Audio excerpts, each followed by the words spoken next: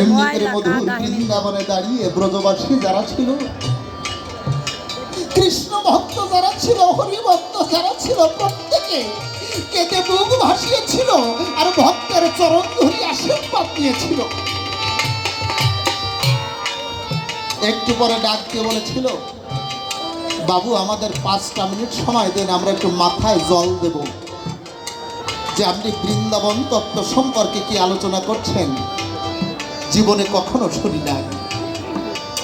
উনি কি বলছেন, আমি দেখেছি বুঝি আমার কিছু নাই বুঝি, শুধু ভাবের ঘরে যাবর কাটি দু আখি বুঝি, নিজেরে হারাইয়ে খুঁজি ভুল পথে নানান জায়গায়। আপনারা আমায় বলেন দেখি, রসিকবাবু ছিলেন অভিশপ্ত ঋষি, কবিকুলের এক বসন্ত, এক কাব্য প্রতিভা।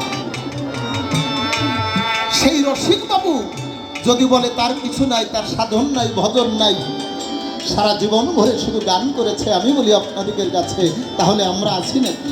না। কিন্তু সময় তো আর নাই, সূর্য অস্তমিত প্রায়, তাই না? দেখেছেন পূর্ব দিগন্তে সূর্য ওঠে, আমি বলি আপনাদের নিকটে, আবার পশ্চিম দিগতে রাতের অন্ধকারে সূর্য কিন্তু অস্তমিত হয়, সমস্ত পৃথিবীটা অন্ধকারে ঘিরে যায়।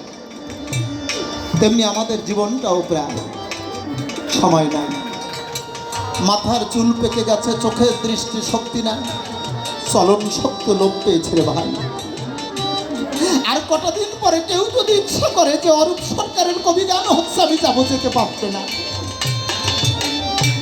কারণ হাঁটতে পারছে না, চোখে দৃষ্টি নাই। যদি মনে করে যে হাজার হাজার ভক্ত, কৃষ্ণ ভক্ত এসেছে, নাম গুণাগুণ হচ্ছে, কৃষ্ণ নাম শুনবো, যেতে পারছে না,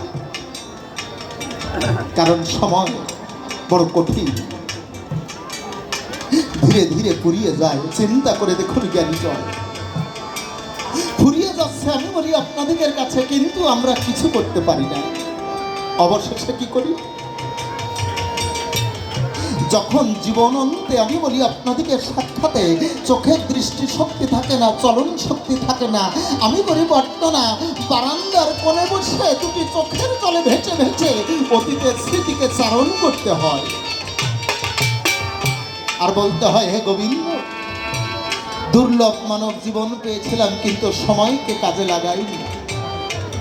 আমি গোবিন্দ তোমার নাম গুণাগুণ কীর্তন করতে পারিনি, সাধু সঙ্গ করতে পারিনি, বড় ভুল হয়ে গেছে।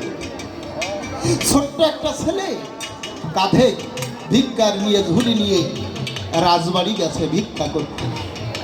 রাজমাতা বের হয়েছে, ডাকতে বলেছে ছেলেটির পাশে, খোকারে তুমি তো স্কুলে যাবে, কলেজে যাবে, কিন্তু ভিক্ষার ঝুলি কাঁধে কেন বলো?